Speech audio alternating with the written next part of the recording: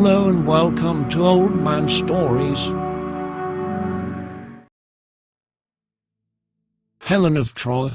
It's a story which was told thousands of years ago by the poets of ancient Greece, and since then it has been told and retold countless times. A long time ago, in the age of heroes, when gods and goddesses still took a close interest in human affairs, a great wedding was planned between a famous warrior called Peleus and a lovely sea nymph whose name was Thetis. All the kings and queens of the day were invited to the wedding feast, well as all the immortal ones who live on Mount Olympus, all that is except for one, for no invitation was sent to Eris, the goddess of strife.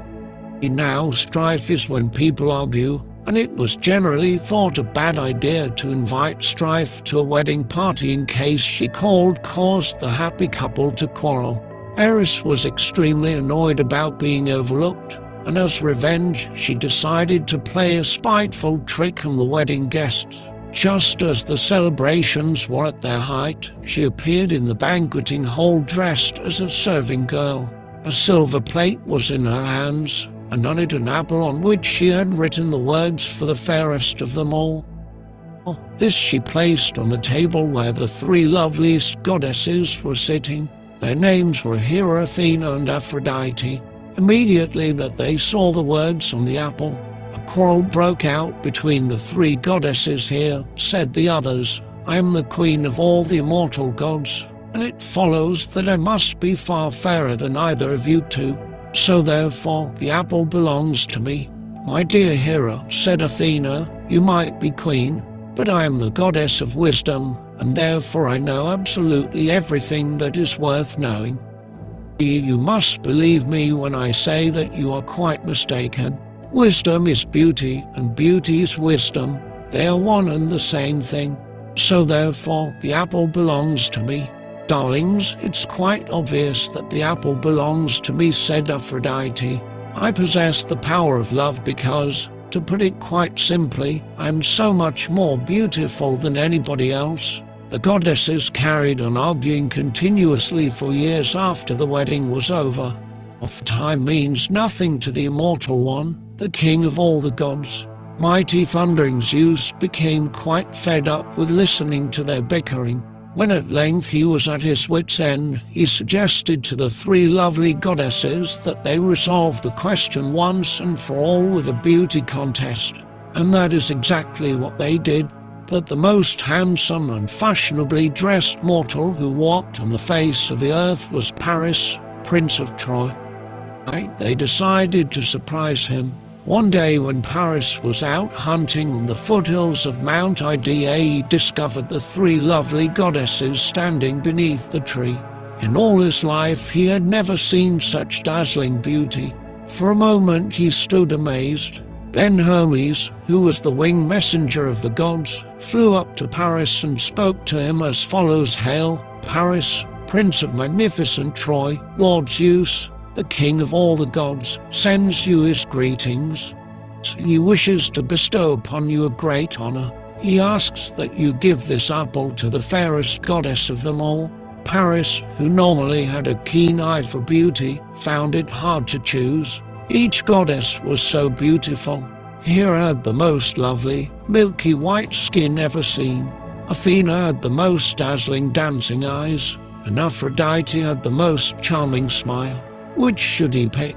At length, seeing that he was at a loss, Hera said to him, Prince Paris, give the apple to me, and I will give you the gift of great power. Athena, not to be outdone by this offer, said, Prince Paris, give the apple to me, and I will give you the gift of great wisdom. But Aphrodite laughed and said, Paris, my dear, don't you listen to those two silly goddesses. What fun would you have with power or wisdom? Give the apple to me, and I will give you a gift that is much more to your liking. I shall give you the love of the most beautiful woman on earth.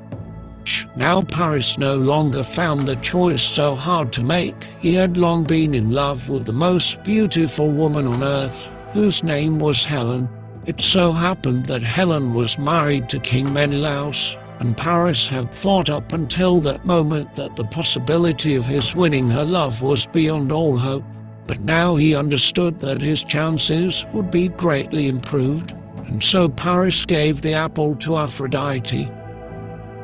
She giggled with delight, but the other two goddesses were furious and flew directly back to Mount Olympus in a great huff, where they complained long and bitterly to Zeus about the unfairness of the competition.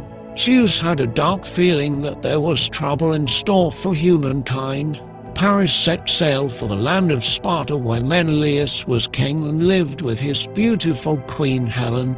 Menelaus welcomed the famous prince into his palace, and while the two sat about talking, Queen Helen came down from her perfumed room looking as lovely as a goddess. The maidservants brought her a seat and covered it with a soft lamb's wool rug, and she sat before a silver workbox. But before she began to embroider, she glanced over at the visiting prince and questioned her husband. "Shall I guess the name of this prince who has come to visit us? Let us see if I'm right or wrong. I have heard tale of a prince from far off Troy who is famous the world over for his looks and fashionable style. Is it he, Paris, Prince of Troy, who has come to stay with us?" "My dear wife," said Menelaus, "as always, you are quite right. It is indeed Paris, Prince of Troy, who is paying us the honor of his visit." And Paris acknowledged Queen Helen with a nod of his head. At dinner that night, Helen added a special potion into the wine so that anyone who drank it would forget all his cares and be happy. For the rest of the evening, they feasted and made merry. And while Menelaus was busy laughing and joking with one of his generals, Paris spoke softly to Helen. "Most beautiful queen," he said, "I beg you meet me tonight in the orchard beneath the palace walls, and we shall sail away together in my ship and head down directly for Troy, the most magnificent city in all the world." And because the goddess of love, Aphrodite, had wished it so, Helen could not help herself and agreed to his suggestion. When King Menelaus awoke in the morning and discovered that his guest and his wife had run away together, he flew into a rage, kicking the furniture and punching the walls of his chamber. He swore before all the gods that his revenge would be truly terrible. And so he went to see his elder brother, King Agamemnon of Argos, and spoke to him as follows: "My dear brother, the honor of our family has been besmirched by this foreign peacock, this perfumed playboy, this prancing prince of Troy. And let us gather together all the kings of Greece and combine our armies into the greatest force that has ever been seen since the dawn of history. And let us sail to the far, far-off city of Troy and teach Prince Paris some manners." But Agamemnon was wise, and he knew that it is always a terrible mistake to rush headlong into conflict.